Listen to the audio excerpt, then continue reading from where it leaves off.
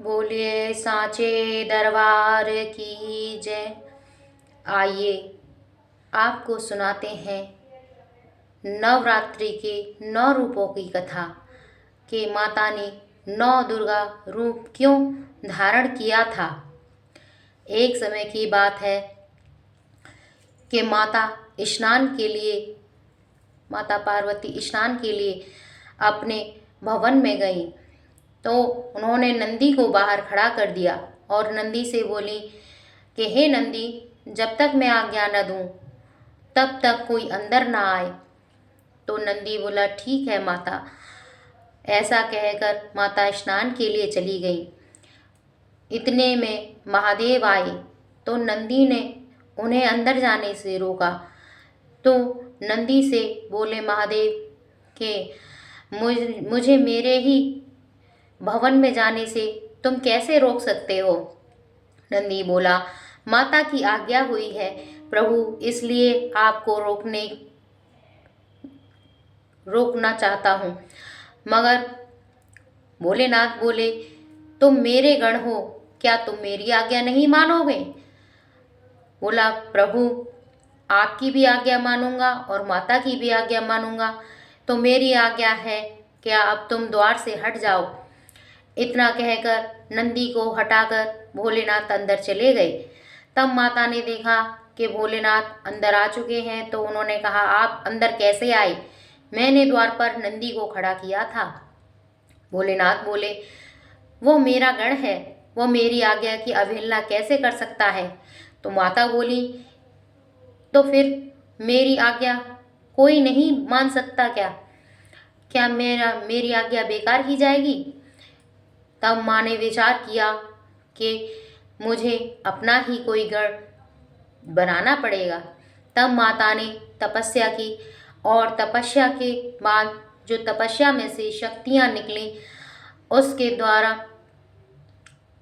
तब उस माता ने अपना उगटन किया।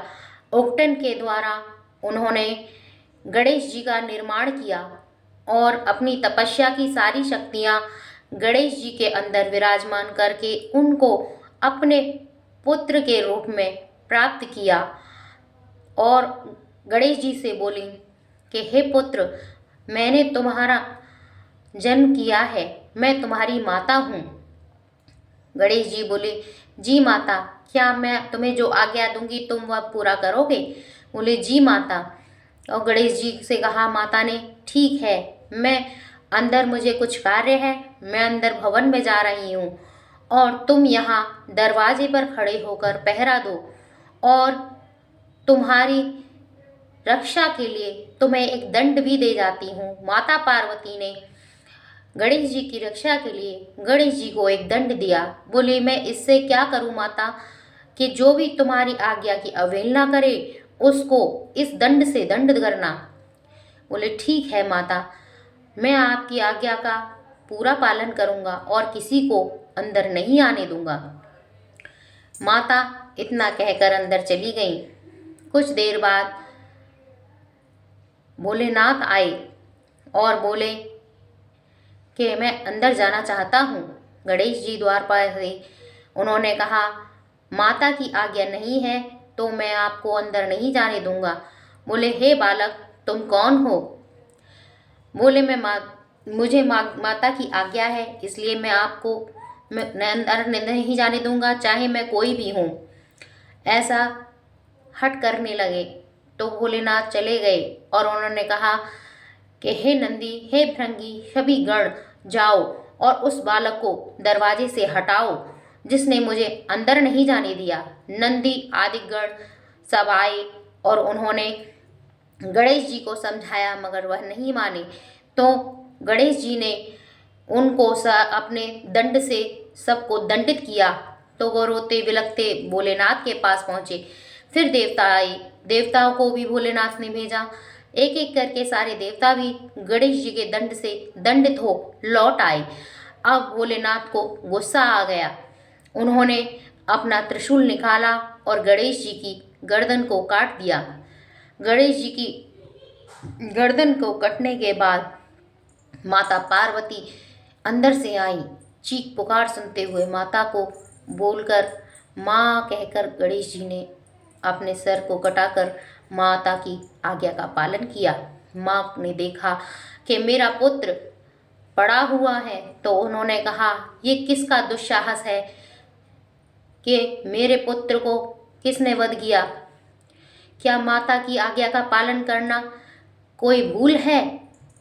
तब सभी देवी देवता बोले हमको पता नहीं था कि ये आपके पुत्र हैं माता, हमसे भूल हुई है।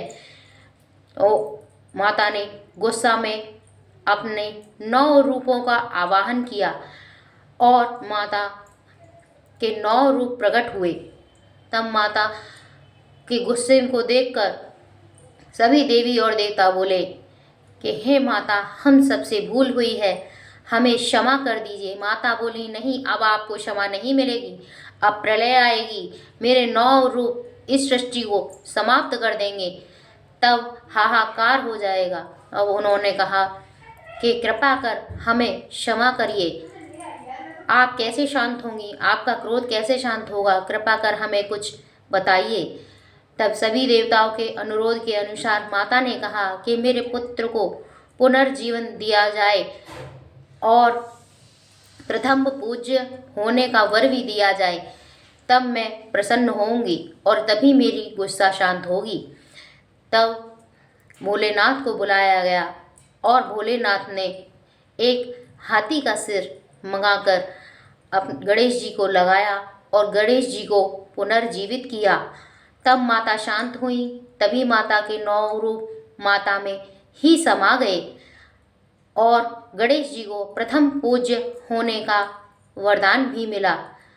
बोलिए साचे दरबार की जय।